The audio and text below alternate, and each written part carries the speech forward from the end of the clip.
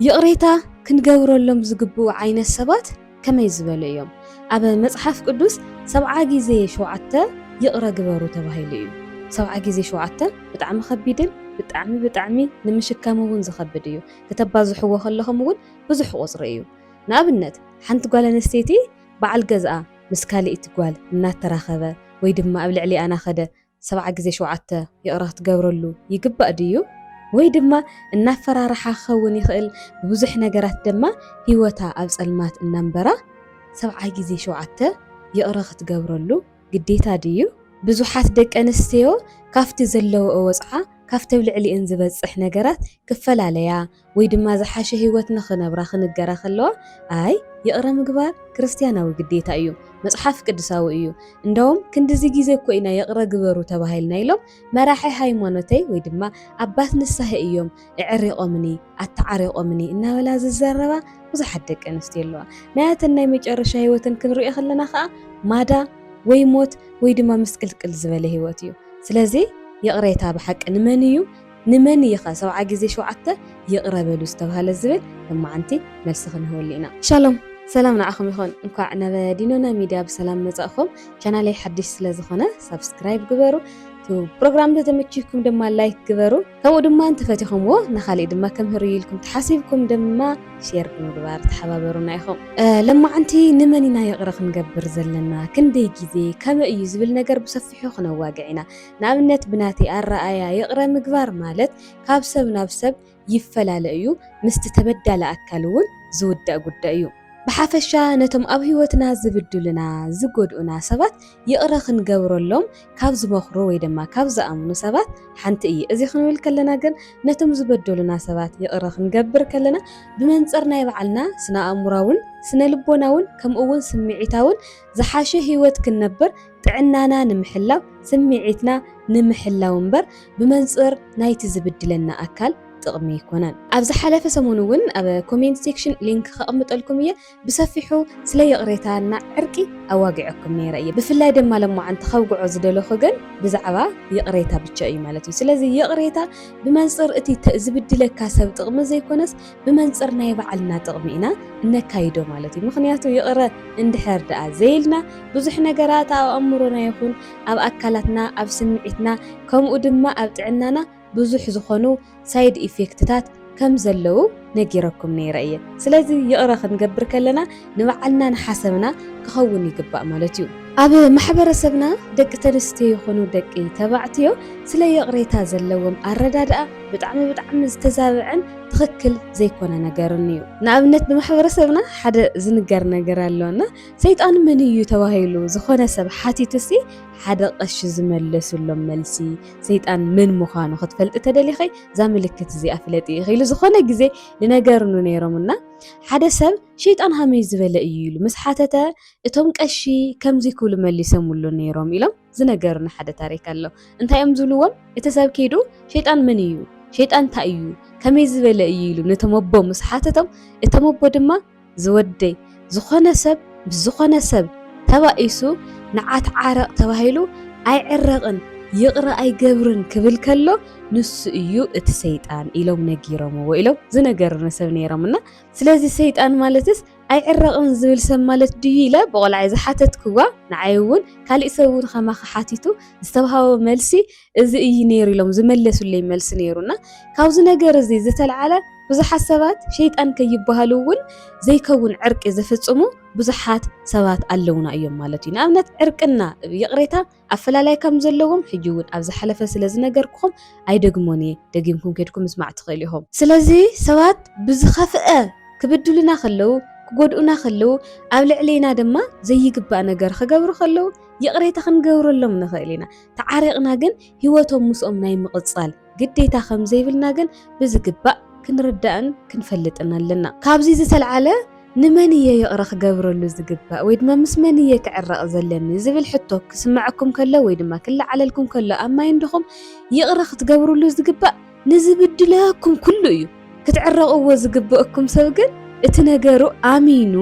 ኣሚኑ ብቻ ኣይኮነን ሓቢሩኩም ንምቕጻል ተነጋጊርካ ዝውሰን ጉዳይ ክኸውን ከሎ ማለት። ስለዚ ይቕረ ክንገብር ንኩሉ ፍጥረት እዩ። ኣብ ሂወትና ንዝብድሉና ሰባት ኩላቶም يقرأ نجبرنا تعارقنا مساعتهم هيوتنا يمقصال قديتها جن يبلنان مالتيو سلازي نمني يقرأ خبل الزبل نخلو مقاز كل جزء كندي جزء نزبل دما 7 جزء شوعته منهم هنجبرينا خلنا بفلاي صعبتي كريستيان 7 جزء شوعته يقرأ جبرو تبهيلنا هنا جن منيو كمتي أمتوي نجيركم زنبركو حدا سبعي قبل على سبيتو مسكال إيت سبيت النازم 7 جزء شوعته يقرأ خجبرلو تنجيرنا ديو حنتي قالنا ستيت دما قبل على سبعي ناخدت زموت الناس رحت 7 جزء شوعته ديا يقرأ خجبر اللازق بقى زبل نجرون كنواقع علينا مالتيو تيزل عليكم زلخو 7 جزء شوعته زبل أم مصحف قدوس زلق عليه سلذي يقريتان مصحف قدوس نقول انتي كم زمثل كندسسينا مالتيو 7 جزء شوعته يقرا جبرلو استوهلن من يلنا خن حتى تكلنا ويدما بايبل ويخا مصحف قدوس كيدنا خن ننبب كلنا نحوخا يزبل حوخا مالت بمصحف قدوس 3 ترجم اللو حدا نايدخان نايبخان حو كالاي ببخا ويخا بديخا حوكا زخونه سالساين اتوانا نجن بقويتا زأمن كريستيان زخونه حونا مالتي سلازي حدا أمان زخونه حونا أيو إزي حونا إزي بزح جزين ناطفئ حماق نجر ناجبره نامس يقرأ جبر اللي كلنا خلو يقرأ ناي مجبر قديت لنا مالتيو أب حدا بيت أمنت كوينا حونا ناطفئ نحنا دما تقيمنا يخن نبرينا خلي بفلاي كريستيانات كم تزولكم زلخو حاتياتنا يقرأ تباهيلونا طفأتنا يقرأ تباهيلونا زتأكبنا سبات سلازخنا حدا سوون كوانا خطف خلو بزح جزي خطف يخليو بزح جزي يقرأ نجورو مالتي إزي مالت جن حذرنا ينبر لنا مالتي يكون موزحتي جزي أحوات نب أمنة زراخو سوات أبيت كريستيان أما سب بوتا أم زراخو مبر أحد جزا يكون زنورو جن أبسو أي سبيتي تخوينو خمازي بالحتة تتلعي لكم جن حزن أمنت سو أي سبيتي مصحف قدوس كنكد كلنا مجمرة حوات يصنحون دحر يوم سبعي سبيتي زخونو سلازي كم حوات متن زخونا نجر كفصم كله خقات كله يقرا ناي ممال قديتا كل اللويو ኣብ سبعي سبيتي مسكون كاجن يقرا يلكا عرق خيفصم كاي تفلاليلو ወይ ድማ ካብ ሓዳር ትወፀሉ ሓደ ዓቢ ምኽንያት ግን ኣሎ ንኣብነት ከምቲ ተደጋጋሚና ወልኩም ዝጸንሕኹ ሓንቲ ሰበይቲ ወይ ድማ ሓደ ሰብኣይ ኣብ ልዕሊ ሓዳሩ እንተኸይዱ መጽሓፍ ቅዱስ ገፋታሕ ይፈቅደሉ እዩ ብዙሓት ሰባት ግን ኣብ ልዕሊ እናኸዳና ሃለ እናተርአዩ ካብ ካሊእ እናወለዱ እናተርአየን ሃለ ናይ ሃይማኖት መራሕቲ ባዕሎም ደፊሮም ዘተዓረቁሉን ህይወተን ድማ ኣብ ጸልማት ንኽሓልፍ ዝገብሩ ብዙሓት ሰባት ኣለውና እዮም እዚ ማለት ንዝኾነ ሃይማኖት ዝውክል ኣይኮነን ግን ድማ ትኽክል ዘይኮነን ባይብሊካል ዘይኮነን እዩ ሓደ ሰብ ካብ ሓዳር ወፃኢ ክኸይድ ከሎ ምስ ካሊእ ሰብ ዝሙት ሰሪሑ እዩ ዝበሃል ስለዚ ንሱ ዝሙት ሰሪሑ መፂኡ ምሳይ እውን ክድቅስ ከሎ ዝሙት ተኛ ይኸውን ኣለኹ ማለት እዩ ኣነ እውን ዝሙተኛ ተባሂለ ኢል ጽዋዕ ስለዚ የርክሰኒ እዩ እውን ዘሎ ንዓይ እውን ስለዚ ኣብ ልዕሊ ና ዝኸዱ ተኾይኖም ኣብ ልዕሊኻ ትኸይድ ተኾይና ናይ ምፍታሕ ግዴታ ኣለ እዩ ካብዚ ወፃኢ እቶም ኣናእሽተይ ዝበሃሉ ጉድኣታት ወይ ድማ ኣናእሽተይ ዝበሃሉ ችግራት ክህልዩ ከለው ናይ ሃይማኖት መራሒ ጌርካ ይኹን ቤተሰብካ ጌርካ ይኹን እቶም ነገራት ንኽፍትሑ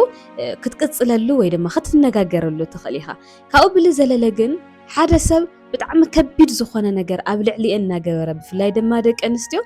ብጣዕሚ ዝጎድአን ዘሎ እዚ እዩ ናቐጥቀጣ ኣብ ልዕሊ ኣና ኸደ ብዙሕ ነገር እናገበራስ ይቕረ ግበሪ ናበሉ እናተዓረቁ ንሃይማኖት መራሕቲ ከይተረፉ ናብ ጸልማት ዘእትይዎን ብዙሓት እዮምና እዚ ባይብሊካል እውን ከም ዘይኮነ ንምንጋር ዝኣክል እዩ ስለዚ ጎይታና ኢየሱስ ክርስቶስ እውን ዘምሃረና ይቅርታ ከምዚ ናይ ልቢ ኣክት ወይ ከዓ ስራሕ ከም ዝኾነ እዩ ኣምሂሩና እምበር ናተበደልና ሓቢርናዮም ክንነብር ናተበደልና ናተመላለስና ምስኦም ክንነብር ኣይኮነን ከምቲ ዝበልኩኹም ኣብ ሓደ ቤተ እምነት ክትከውን ከለኻ ሓቢርካ ኢኻ ወርሺፕ ትገብር ሓቢርካ ኢኻ ትጽሊ ሓቢርካ ኢኻ ትዝመር ስለዚ እቲ ሰብ እሱ ተናሲሐ እየኮ ከምዚ ዝገበርኩ በዚ ምኽንያት ነይሩ ይቕረ ግበሩለይ ክብል ከሎ ምሕረት ምግባር ግዴታና እዩ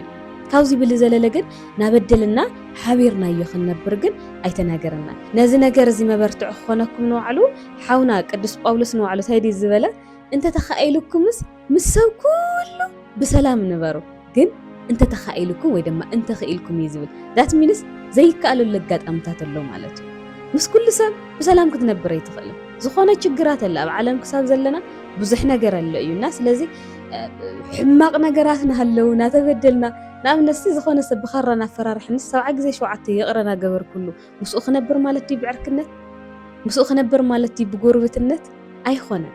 እንዳውም ካሊእ ንባዕሉ ንመጠናኸሪ ክህበኩም ጎረቤትኩም ኮይኑ ክብድለኩም ከሎ ከፈራርሐኩም ከሎ ክቐትለኩም ክደሊ ከሎ ወይ ድማ ብሰላም ክትነብሩ ዘይፈቅደልኩም ክኸውን ከሎ ገዛ ቀይሩ ወይ ድማ ህደሙ ኢና ንባዕሉ ተባሂልና ገዛ ቀይሩ ሊትራሊ ወላ ይበሃል ግን ካብ ዘሳድድኩም ህደሙ ተባሂልና ኢና ስለዚ ከንብረና ካብ ዘይክእል ሰብ ተኾይኑ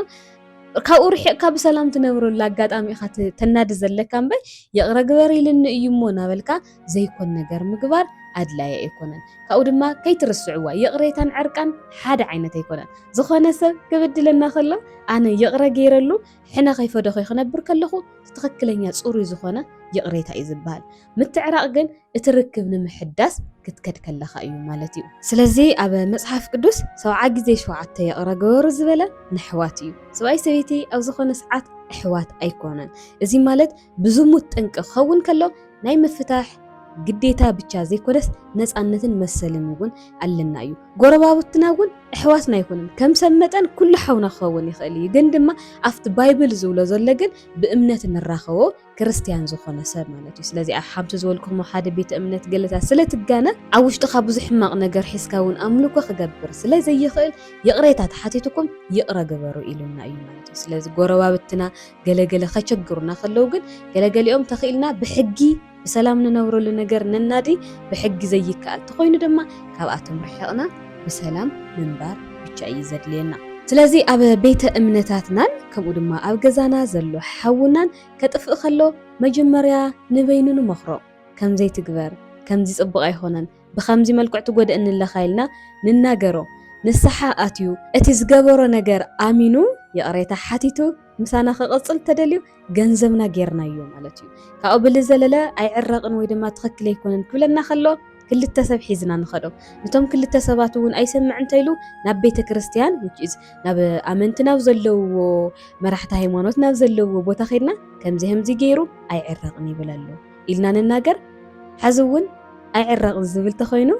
ነፃ ኢና ማለት እዩ ካብኡ ብል ዘለለ እዚ ሰብ እዚ ኣብ ህይወትና እናበደለና ክነብር ኣይተፈቀደልን ስለዚ ብዝግባእ ክንርዳእን ክንፈልጥን ኣለና እምበር እናተበደልና እናተጎዳእና እሞ ድማ ኣብ ዘይኮን ነገር ትርጉም እናቐመጥና ድማ ብፍላይ ደቂ ኣንስትዮ ህይወትና ዝዛበዐሉ ኣጋጣሚታት ክፍጠር የብሉ ኣብ መፅሓፍ ቅዱስ ሰበይቲ ንሰብኣያ ሰብኣይ ድማ ንሰበይቱ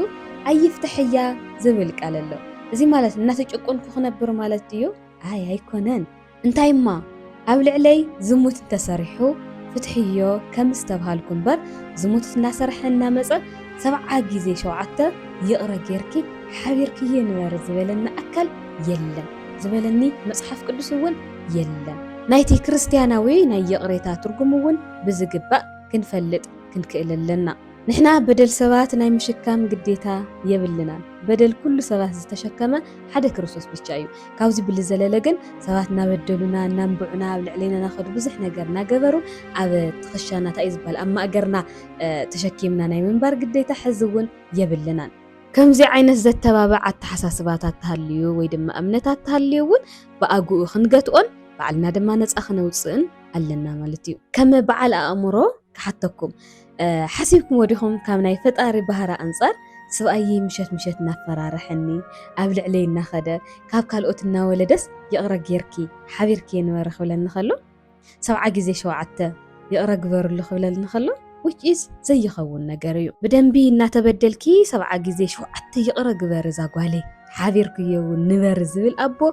ايكهلون ايكونن سمايا ابو يترف مدراو بوكاس كم أخفقدل كاي خلنا أمر حمام تزيها الليو لذي أبو نولادون كم أي أمنن مو بتبابن بمستوعلن يقرا نبل كاب بترجاجامي زبدلني سبناي مرحقن أبي وتيدماك أيح مسمر ويدما دوبيناي محنصاص مسل كم زلنن يأمنية نسخاتمون بزيكون نجرنا تردأهم هيوتكم هالسلمات تنورو سبات تهليكم إذا فيديو زي أم سمعكم زخنا وسانا خم توسنوا يأمنية لما أنتي زنبرني رأسي إزي مسل نيرو يقرأ مقبار صبقيو كندما قالوا تاوي زخنو صعبينات دما سلزلوا أبقى تقال دما تم صعبينات بسفيحنا واقع علمينا سنايك النيات سلام